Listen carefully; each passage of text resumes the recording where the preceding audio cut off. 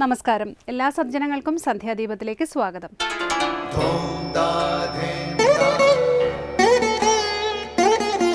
ശുഭം ഭവതു കല്യാണമായുസാരോഗ്യവർദ്ധനം സർവദുഃഖ വിനാശായ സന്ധ്യാദീപം നമോസ്തുതേ. നാമം ജപായനം പുണ്യം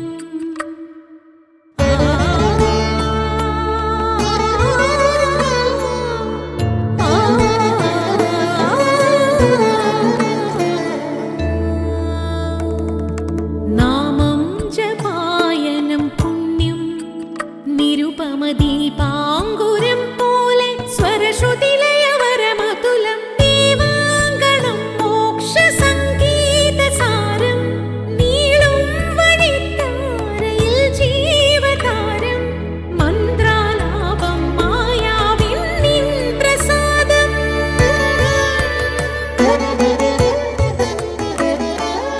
ഇരുൾ നീങ്ങിയുണരുന്ന തെളിനാളദീപം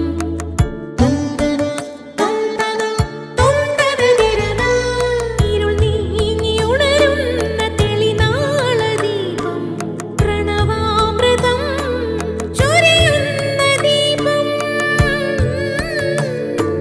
ദീപം ദീപം ദീപം ദീപം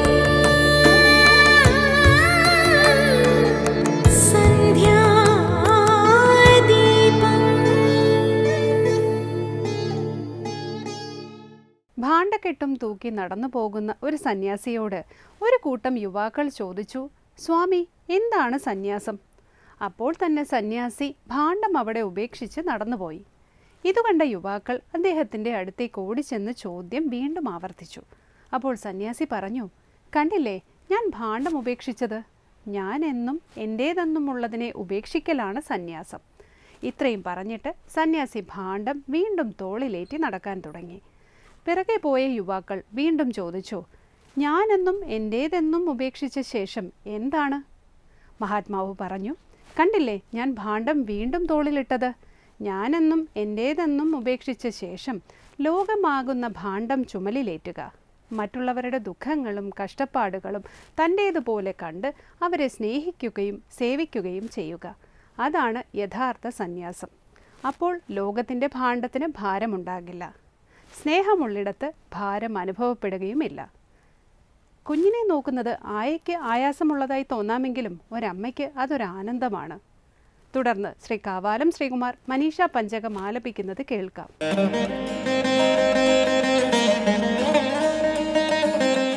ജാഗ്രത് സ്വപ്ന സുഷുപ്തിഷു സ്ഫുടതരായ സംവിദുജൃംഭത്തെ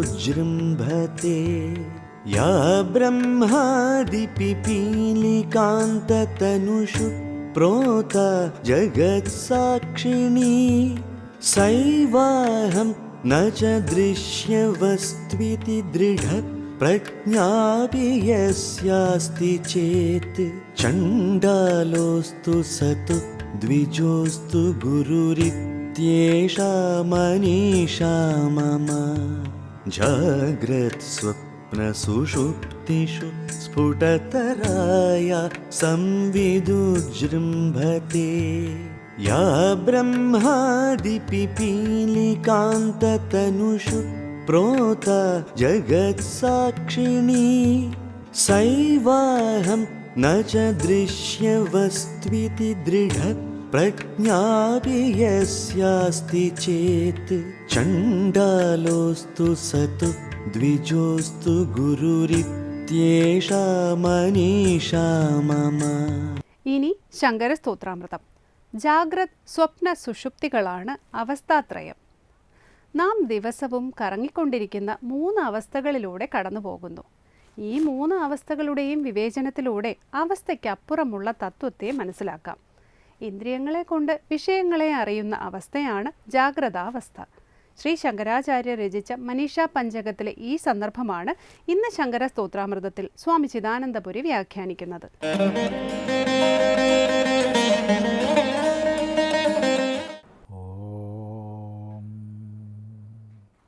ഗുരുർബ്രഹ്മാ ഗുരുർവിഷ്ണു ഗുരുർദേവോ മഹേശ്വരഃ ഗുരുസാക്ഷാത് പരം ബ്രഹ്മ തസ്മൈ ശ്രീ ഗുരവേ നമഃ. ഓം സദാശിവസമാരംഭാം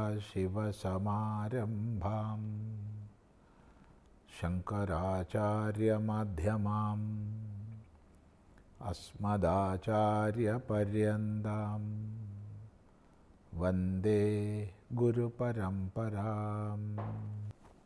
ശങ്കരകൃതികളിൽ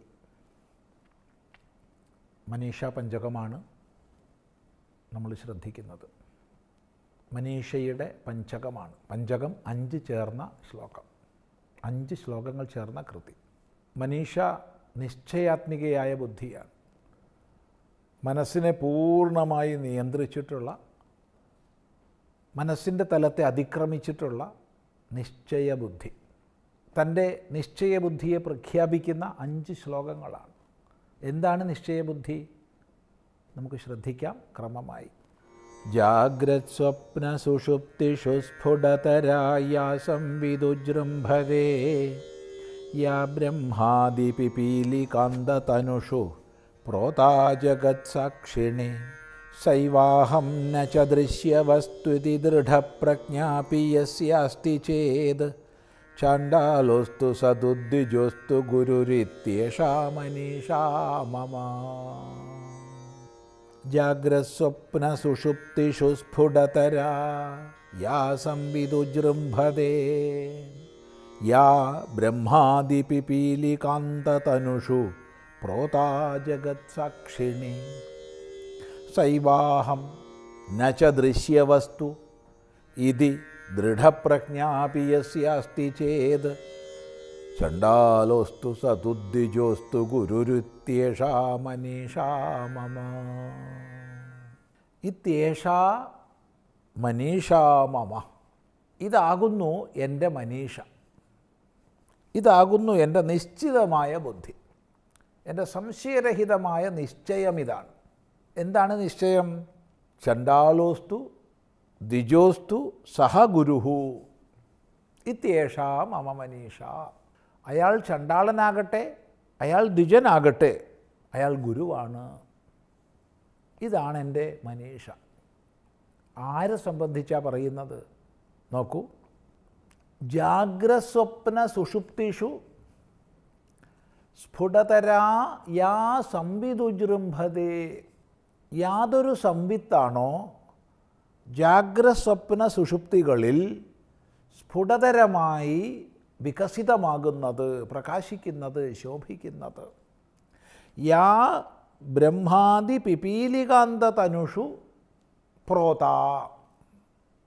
യാതൊരു സംവിത്ത്, യാതൊന്ന് ബ്രഹ്മാദി പിപീലികാന്തതനുഷു, ബ്രഹ്മാവ് മുതൽ ഉറുമ്പ് വരെയുള്ള ശരീരങ്ങളിൽ കോർക്കപ്പെട്ടിരിക്കുന്നുവോ. ജഗത് സാക്ഷിണി, ജഗത് സാക്ഷിയിൽ യാതൊരു സംവിത്ത് കോർക്കപ്പെട്ടിരിക്കുന്നുവോ. സ ഏവാഹം, അതുതന്നെയാണ് ഞാൻ. സാ ഏവ അയം അഹം, ആ സംവിത്താണ് ഞാൻ. നച ദൃശ്യവസ്തു, അല്ലാതെ ദൃശ്യവസ്തു അല്ല. ഇതി ദൃഢപ്രജ്ഞ എന്നുള്ള ഉറച്ച ബുദ്ധി യസ്യ അസ്തി, ആർക്കുണ്ടോ. അയാൾ ലോകദൃഷ്ട്യാ ചണ്ഡാളനാകട്ടെ, അയാൾ ലോകദൃഷ്ട്യാ ബ്രാഹ്മണനാകട്ടെ, അയാൾ ഗുരുവാണ് എന്നാണ് എൻ്റെ ഉറച്ച അഭിപ്രായം. ഇപ്പം ദൃശ്യവസ്തുവല്ല ഞാനെന്നും ചൈതന്യാത്മാവാണ് ഞാനെന്നുമുള്ള ദൃഢബോധമുള്ള ആൾ ഗുരുവാണെന്നാണ് ശ്ലോകത്തിൻ്റെ താത്പര്യം. എങ്ങനെയാണ് ആ താത്പര്യത്തിലേക്ക് എത്തിച്ചേരുന്നത്? നോക്കൂ. ജാഗ്രസ്വപ്ന സുഷുപ്തിഷു സ്ഫുടതരമായി യാതൊരു സംവിത്ത് പ്രകാശിക്കുന്നുണ്ടോ. ജാഗ്രസ്വപ്ന സുഷുപ്തിഷു എന്ന് പറഞ്ഞാൽ അവസ്ഥാത്രയത്തിൽ, 3 അവസ്ഥകളിൽ നമ്മളെല്ലാവരും ദിവസവും കടന്നു പോകുന്ന 3 അവസ്ഥകളാണ് ജാഗ്രത്, സ്വപ്നം, സുഷുപ്തി എന്നിവ. എന്താണിവ? ജാഗ്രത എന്ന് പറഞ്ഞാൽ സാമാന്യമായി ഉണർന്നിരിക്കുന്ന അവസ്ഥ എന്നാണ് അർത്ഥം. ഉണർന്നിരിക്കുന്ന അവസ്ഥ. അപ്പോൾ ജീവശാസ്ത്രപരമായ ഒരാൾ ഉണർന്നിരിക്കുന്നു എന്നുള്ളത് കൊണ്ട് മാത്രം ജാഗ്രത ആണെന്ന് പറയാൻ പറ്റില്ല. അയാൾ എന്തെങ്കിലും മനോരാജ്യം കണ്ടുകൊണ്ടിരിക്കുകയാണെങ്കിൽ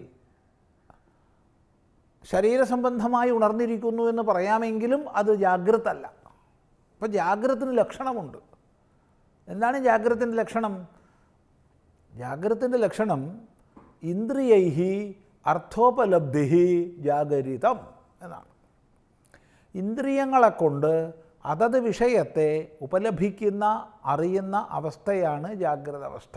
ഇപ്പോൾ കണ്ണുകൊണ്ട് കാണുന്നു, ചെവി കൊണ്ട് കേൾക്കുന്നു, മൂക്ക് കൊണ്ട് മണക്കുന്നു, നാക്ക് കൊണ്ട് രുചിക്കുന്നു, ത്വക്ക് കൊണ്ട് സ്പർശിക്കുന്നു.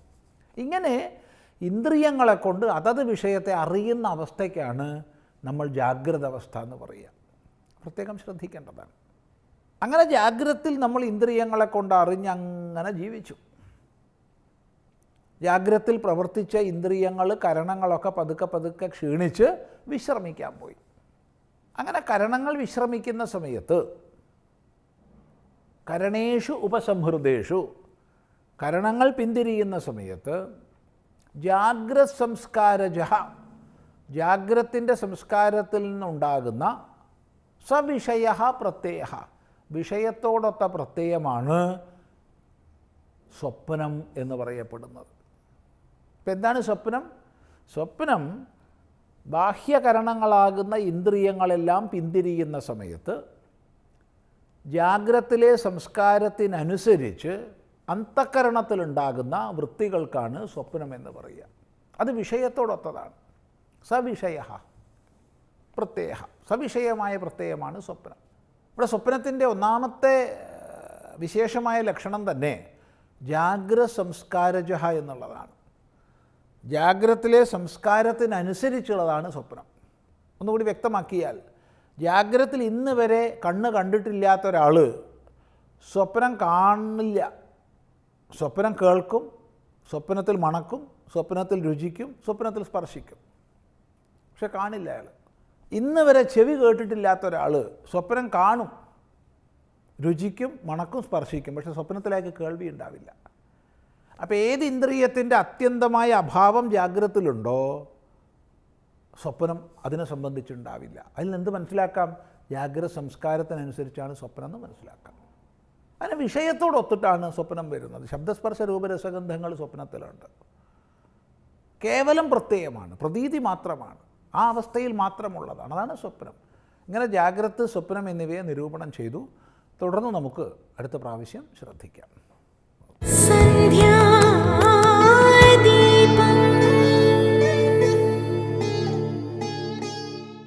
തുടർന്ന് സനാതനധർമ്മം.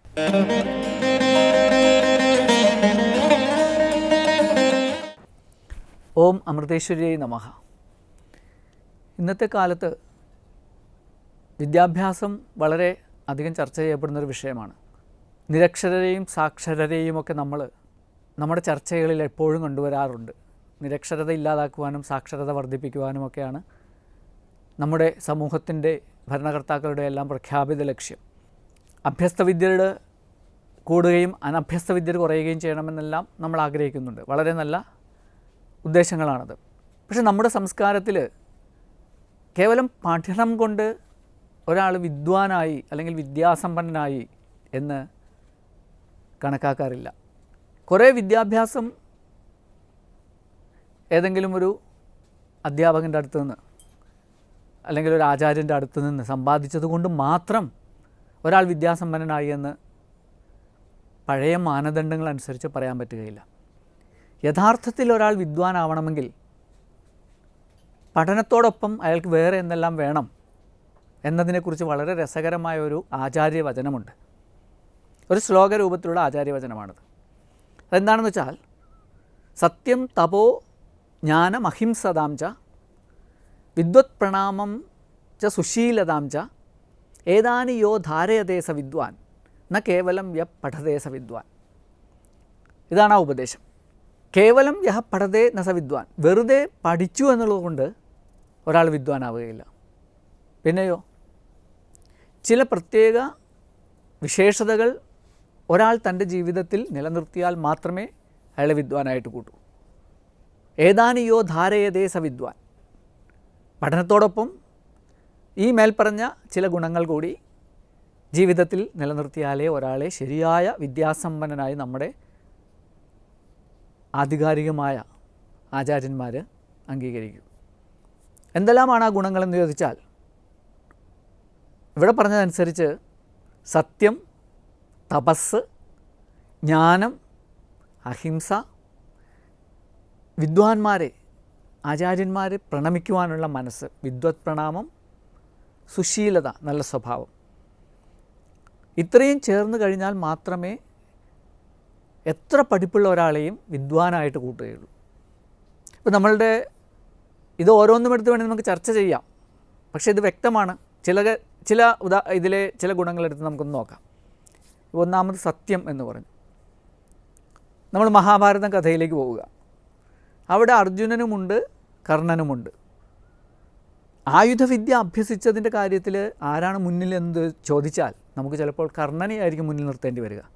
പക്ഷേ നമ്മൾ കർണന് അർജുനനത്തോളം മഹത്വം കൊടുക്കുകയില്ല. കാരണം എന്താണെന്ന് വെച്ചാൽ കർണൻ്റെ വിദ്യയോടൊപ്പം ഈ ഗുണങ്ങളിൽ പലതും നിലനിർത്താൻ സാധിക്കാത്ത ഒരവസ്ഥ കാണാം. സത്യം എന്ന് പറഞ്ഞൊരു ഗുണം. കർണൻ എങ്ങനെയാണ് വിദ്യ അഭ്യസിച്ചത്? പരശുരാമൻ്റെ അടുത്ത് നിന്ന് കള്ളം പറഞ്ഞിട്ടാണ് വിദ്യ അഭ്യസിച്ചത്. വിനയം, വിദ്വത് പ്രണാമം എന്നൊരു ഗുണം പറയുന്നുണ്ട്.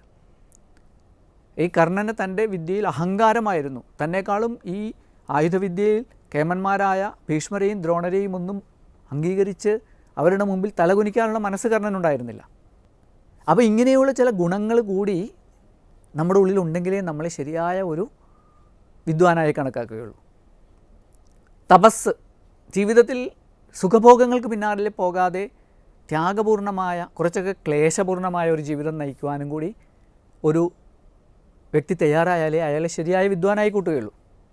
അതുപോലെ തന്നെ ജ്ഞാനം. ജ്ഞാനം എന്ന് വെച്ചാൽ എന്താണ് വിദ്യയുമായുള്ള വ്യത്യാസം? നമ്മൾ വിദ്യയെ നോളേജ് എന്ന് ഇംഗ്ലീഷിൽ തർജ്ജമ ചെയ്താൽ ജ്ഞാനത്തിനെ നമുക്ക് വിസ്ഡം എന്ന് പറയാം. അപ്പോൾ അറിവുണ്ടായിട്ടും ആ അറിവ് നമ്മളുടെ ആന്തരികമായ ഒരു വികാസത്തിന് വഴിതെളിക്കണം. ഒരു വിവേകം അല്ലെങ്കിൽ ഒരു ശ്രേഷ്ഠമായ ബോധം നമ്മുടെ ഉള്ളിലുണ്ടാകാത്തിടത്തോളം കാലം നമ്മുടെ ആ അറിവ് യഥാർത്ഥ വിദ്വാനാക്കി തീർക്കുകയില്ല നമ്മളെ. അപ്പോൾ ഈ സത്യം വേണം, തപസ് വേണം, ജ്ഞാനം വേണം, അഹിംസത. നമ്മളുടെ അറിവ് കൊണ്ട് നമ്മൾ മറ്റുള്ളവരെ ഉപദ്രവിക്കാനാണ് ശ്രമിക്കുന്നതെങ്കിലോ അതൊരിക്കലും ശരിയായ ഒരു വിദ്വാൻ്റെ ലക്ഷണമല്ല. ഇന്ന് നമ്മൾ പലയിടത്തും കാണാം, വലിയ വലിയ വിദ്യാഭ്യാസ സമ്പന്നരായിട്ടുള്ളവർ പോലും അക്രമങ്ങൾക്ക് കൂട്ടി നിൽക്കുന്നു, മറ്റുള്ളവരെ ഉപദ്രവിക്കുന്നതിനും മുൻകൈയെടുക്കുന്നു. അങ്ങനെയുള്ള അവസ്ഥയിലൊന്നും അയാളെ ശരിയായൊരു വിദ്വാനായി കൂട്ടാൻ പറ്റുകയില്ല. അതുപോലെ തന്നെ നേരത്തെ പറഞ്ഞ വിദ്വത് പ്രണാമം. നമ്മളെക്കാൾ അറിവുള്ളവരെ കാണുമ്പോൾ നമ്മൾ നമിക്കണം, അവരുടെ മുമ്പിൽ തലകുനിക്കണം. അപ്പോഴേ നമ്മുടെ അറിവിന് ശോഭയുണ്ടാവുകയുള്ളൂ. വിദ്യാദദാതി വിനയം എന്ന് നമ്മളെല്ലാവരും കേട്ടിട്ടുണ്ട്, വളരെ പ്രസിദ്ധമാണ്. അങ്ങനെയുള്ള ഗുണവും കൂടി ഉണ്ടെങ്കിലേ ശരിയായ വിദ്വാനായി നമ്മളെ കൂട്ടുകയുള്ളൂ. അതുപോലെ തന്നെ സുശീലതാംശ, നമ്മളുടെ സ്വഭാവം എപ്പോഴും കറയറ്റതായിരിക്കണം, നിഷ്കളങ്കമായിരിക്കണം. അതിൽ കറുത്ത പാടുകളുണ്ടാകാൻ പാടില്ല. അങ്ങനെയുള്ള ഗുണങ്ങൾ കൂടി ചേരുമ്പോൾ മാത്രമേ ഒരാളുടെ വിദ്യ അല്ലെങ്കിൽ ഒരാളുടെ അഭ്യസിച്ച വിദ്യ അയാളെ ശരിയായ ഒരു വിദ്വാൻ എന്ന പദവിയിലേക്ക് ഉയർത്തുകയുള്ളൂ. അപ്പോൾ നമ്മുടെ വിദ്യാഭ്യാസ പ്രവർത്തനങ്ങളിൽ നമ്മൾ ഏർപ്പെടുമ്പോൾ, വിദ്യ അഭ്യസിക്കുന്ന കാര്യത്തിലായാലും വിദ്യ പകർന്നു കൊടുക്കുന്ന കാര്യത്തിലായാലും ഇങ്ങനെയുള്ള വിദ്യാഭ്യാസ പ്രവർത്തനങ്ങളിൽ ഏർപ്പെടുമ്പോൾ ഈ ഗുണങ്ങൾ കൂടി വിദ്യാഭ്യാസത്തിൻ്റെ ഭാഗമായി ഈ അഭ്യസ്തവിദ്യർക്ക് ലഭിക്കുന്നുണ്ടോ എന്നുകൂടി നമ്മളൊന്ന് ശ്രദ്ധിക്കണം. അങ്ങനെ അതും കൂടി ലഭിക്കുന്നതിന് ഉറപ്പുവരുത്തിയാൽ ശരിയായ അഭ്യസ്തവിദ്യരെ കൊണ്ട് നമ്മുടെ സമൂഹം നിറയും. അതിന് ഇടവരട്ടെ എന്ന് പ്രാർത്ഥിക്കുന്നു. ഓം അമൃതേശ്വരി നമഃ.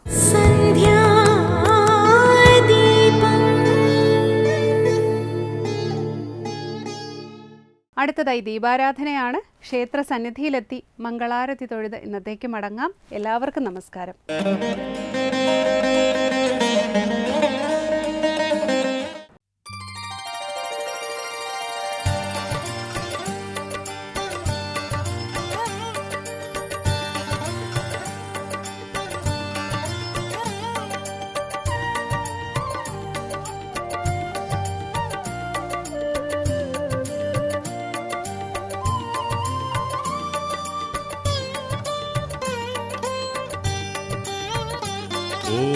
कृष्ण हरे जय कृष्ण हरे गुरुवायूरप्पा कृष्ण हरे ॐ कृष्णा हरे जय कृष्णा हरे गुरुवायूरप्पा कृष्णा हरे ॐ कृष्ण हरे जय कृष्ण हरे गुरुवायूरप्पा कृष्ण हरे ॐ कृष्णा हरे जय कृष्णा हरे गुरुवायूरप्पा कृष्णा हरे पार्थ सारथे कृष्ण हरे राधिकापते कृष्ण